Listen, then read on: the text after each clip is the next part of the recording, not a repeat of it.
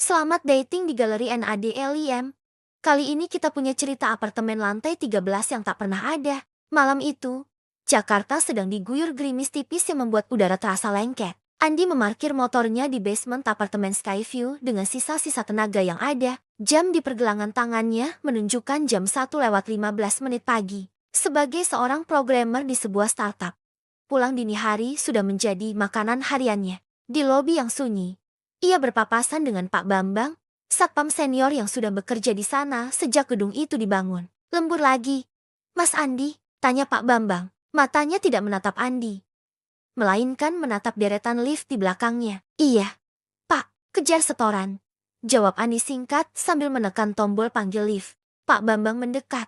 Suaranya merendah hampir berbisik. Mas, kalau nanti di dalam lift ada angka yang tidak seharusnya, jangan ditekan ya, lewati saja. Andi hanya membalas dengan tawa hambar. Tenang Pak, saya cuma mau tidur. Enggak mau main teka-teki. Pintu lift terbuka dengan denting lembut. Andi masuk ke dalam kabin yang terang benderang dan berbau pembersih lantai jeruk. Ia menekan tombol ke-12, namun saat jarinya akan ditarik kembali, matanya menangkap sesuatu yang asing. Di panel tombol, tepat di celah antara angka 12 dan 14, muncul sebuah tombol tambahan. Tombol itu tidak terbuat dari plastik modern seperti tombol lainnya, melainkan logam kuno yang berkarat di pinggirannya. Di atasnya tertempel selembar kertas selotip kusam dengan tulisan tangan menggunakan spidol merah. Ke-13, lantai 13, gumam Andi. Sejak kapan manajemen apartemen sekonyol ini? Logika Andi berkata bahwa itu mungkin hanya tombol lift service yang baru diperbaiki. Namun, ada dorongan aneh semacam rasa penasaran yang gelap yang membuat jarinya bergerak. Klik, ia menekan angka 13 itu.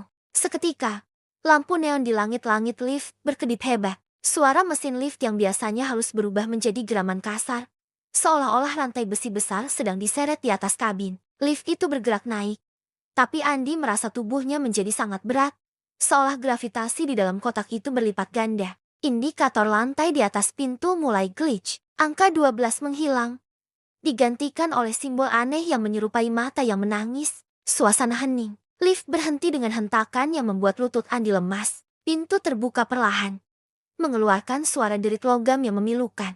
Pandangan di depan Andi bukan lagi lorong apartemen yang nyaman. Itu adalah sebuah area konstruksi yang terbengkalai. Dinding-dindingnya hanya berupa semen kasar yang masih basah, mengeluarkan aroma tanah kuburan yang kuat. Cahaya remang-remang dari dalam lift menyinari lantai yang penuh dengan taburan kelopak bunga Kamboja yang sudah layu. Halo, suara Andi bergema, terdengar kosong. Tiba-tiba, dari kegelapan di ujung lorong yang tak berujung, terdengar suara langkah kaki telanjang yang berjalan di atas semen basah. Plok, plok, plok. Andi mematung saat melihat sebuah bayangan tinggi kurus muncul dari balik pilar. Sosok itu mengenakan gaun putih yang sudah compang camping dan berlumpur. Saat sosok itu mulai berbelok ke arah lift, Andi melihat wajahnya, atau lebih tepatnya, ketiadaan wajahnya. Hanya ada lubang hitam besar di tempat yang seharusnya menjadi mulut. Andi, kamu sudah sampai. Bisik sebuah suara yang seolah muncul langsung di dalam kepala Andi. Panik luar biasa menyerang. Andi menekan tombol close dan lantai 1 berkali-kali dengan kalap. Sosok itu mulai berlari ke arahnya dengan gerakan patah-patah yang mengerikan. Tepat saat pintu lift hampir merapat, sebuah tangan pucat dengan kuku yang mengelupas masuk ke celah pintu. BRAKK, pintu lift menjepit tangan itu. Namun tangan itu tidak berdarah. Ia justru mencengkeram pinggiran pintu dengan kekuatan yang tidak masuk akal. Andi berteriak dan menendang pintu itu sekuat tenaga sampai tangan tersebut terlepas dan pintu tertutup rapat. Lift meluncur turun dengan kecepatan yang membuat perut Andi mual. Saat pintu akhirnya terbuka di lantai 12 yang normal, Andi berlari keluar dan jatuh tersungkur di atas karpet. Ia terengah-engah. Keringat dingin membanjiri tubuhnya. Saat ia mencoba berdiri dan melihat bayangannya di dinding kaca lorong, ia menyadari sesuatu yang membuatnya merinding sampai ke tulang. Di pundak kemeja putihnya, terdapat bekas telapak tangan berlumpur hitam yang sangat kecil. Seolah-olah ada seorang anak kecil yang sejak tadi berdiri di belakangnya di dalam lift. Andi tidak bisa tidur. Setiap kali ia memejamkan mata, ia melihat tangan pucat yang terjepit pintu lift. Bau bunga Kamboja yang busuk seolah menempel di lubang hidungnya. Tidak mau hilang meski ia sudah mandi berkali-kali. Pukul 03.00 pagi. Suasana apartemen sangat hening. Tiba-tiba, Andi mendengar suara tetesan air. Tik, tik, tik. Ia bangkit dari tempat tidur dan memeriksa kamar mandi. Kering, Ia memeriksa wastafel dapur, juga kering. Namun, saat ia kembali ke ruang tengah, ia menyadari bahwa noda tangan berlumpur di kemeja yang ia lemparkan ke lantai tadi malam kini meluas. Lumpur itu tampak basah, seolah-olah baru saja keluar dari tanah. Gak mungkin, itu cuma halusinasi, bisik Andi menenangkan diri. Tiba-tiba, pandangannya tertuju pada langit-langit plafon ruang tamunya. Ada noda air yang membentuk lingkaran besar tepat di tengah ruangan. Air yang menetes dari sana berwarna keruh dan berbau persis seperti karpet basah yang membusuk. Tag, tag, tag. Suara langkah kaki berat terdengar dari lantai atas. Andi tersentak. Di atas unitnya adalah lantai 14. Karena lantai 13 ditiadakan, ia tahu persis tetangga di atasnya. Pak Baskoro sedang pergi berlibur ke luar negeri. Unit itu seharusnya kosong. Andi mengambil ponselnya dan menelepon resepsionis. Halo, ini Andi dari 12B. Bisa tolong cek unit 14B. Sepertinya ada kebocoran pipa. Airnya merembes ke plafon saya. Mohon maaf. Pak Andi, suara resepsionis terdengar bingung. Kami baru saja mengecek sistem. Unit 14B kering total. Tidak ada laporan kerusakan pipa di jalur itu. Tapi di sini banjir. Mbak, airnya bau bunga Kamboja. Bentak Andi panik. Bunga Kamboja, Pak, maaf.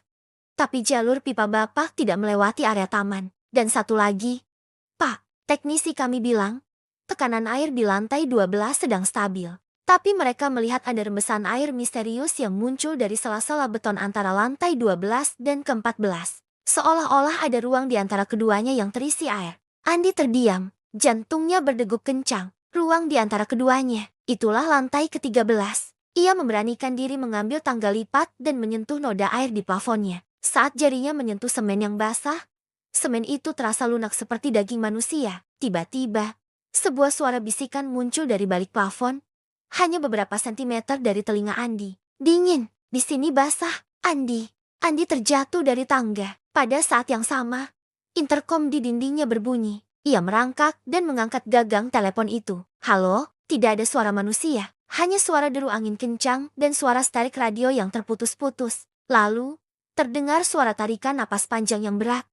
Diikuti oleh suara wanita yang menangis terseduh-seduh. Kenapa kamu menekan tombolnya? Sekarang pintunya tidak bisa ditutup lagi. Andi melempar gagang interkom itu. Ia melihat ke arah pintu utama unitnya. Dari celah bawah pintu, mulai mengalir air berwarna hitam pekat yang membawa kelopak-kelopak bunga Kamboja yang segar. Seseorang sedang berdiri di luar pintunya. Aliran air itu berasal dari sana. Andi mendekat ke lubang intip pivot di pintunya. Dengan gemetar, ia mengintip keluar. Lorong lantai 12 yang biasanya terang dengan lampu putih, kini terlihat remang-remang dengan cahaya kemerahan. Dan di depan pintunya, berdiri seorang wanita dengan gaun putih basah kuyup. Rambutnya yang panjang menutup wajahnya. Namun air yang menetes dari tubuhnya bukanlah air biasa. Itu adalah lumpur hitam yang kental. Wanita itu perlahan mengangkat kepalanya. Melalui lubang intip yang sempit, Andi melihat satu mata merah yang melotot tepat ke arahnya. Buka pintunya. Andi, aku kedinginan di lantai ke-13. Pintu apartemennya mulai digedor dari luar. Bukan dengan tangan, tapi dengan suara benturan kepala yang keras. BRAKK, BRAKK, BRAKK.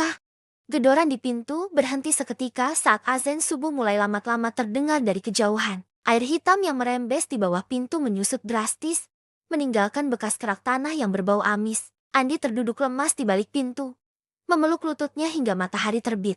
Pagi itu, dengan mata merah karena kurang tidur, Andi tidak pergi ke kantor. Ia menuju ke ruang arsip pengelola gedung di Rubanah basement. Ia harus tahu siapa wanita itu. Mau cari apa? Mas Andi, tumben kesini?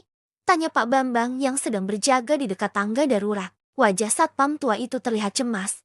Seolah ia tahu apa yang baru saja dialami Andi. Pak, jujur sama saya, siapa Sarah? Tanya Andi langsung.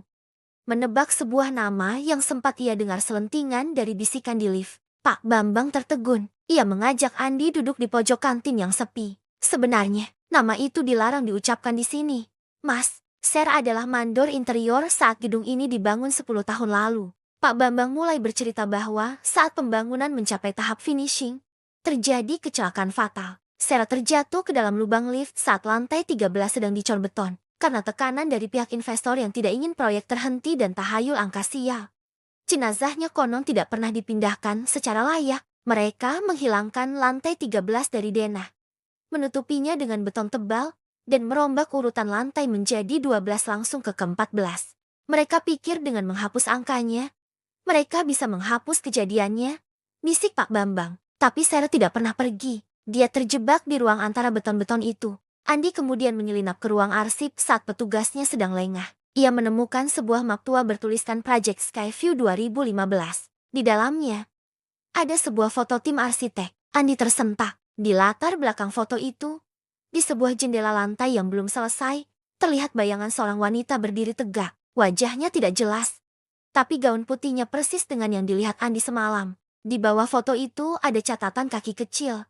Sarah Amalia hilang dalam tugas. Saat Andi asyik membaca, lampu di ruang arsip mulai berkedip. Suara mesin fotokopi di pojok ruangan tiba-tiba menyala sendiri. Sriit, sriit, kertas demi kertas keluar dari mesin itu. Andi mendekat dengan tangan gemetar. Setiap lembar kertas yang keluar berisi gambar yang sama. Denah lantai ke-13. Namun, denah itu aneh. Ruangan-ruangannya tidak berbentuk kotak, melainkan seperti labirin yang kacau. Di tengah-tengah denah itu, terdapat satu titik merah besar dengan tulisan, "Kamar Andi." "Gak mungkin, unit saya di lantai 12. Bisik Andi tak percaya. Ia membalik kertas terakhir yang keluar dari mesin fotokopi. Di sana bukan lagi denah, melainkan sebuah pesan singkat yang ditulis dengan tinta hitam pekat yang masih basah. "Terima kasih sudah menekan tombolnya. Sekarang aku punya jalan pulang. Aku menunggumu di atas." Di kamar kita, Andi berlari keluar dari ruang arsip. Saat ia melewati cermin di lorong basement, ia berhenti mendadak. Di dalam pantulan cermin, ia tidak sendirian. Sarah berdiri tepat di belakangnya. Tangannya yang pucat dan penuh luka semen menempel di bahu Andi. "Aku merindukan rumah ini, Andi," bisik suara itu. Sangat dekat hingga bulu kuduk Andi berdiri sempurna. Saat Andi menoleh ke belakang, tidak ada siapa-siapa. Tapi di bahu kemejanya, kini ada noda darah kering yang membentuk tulisan angka ke-13.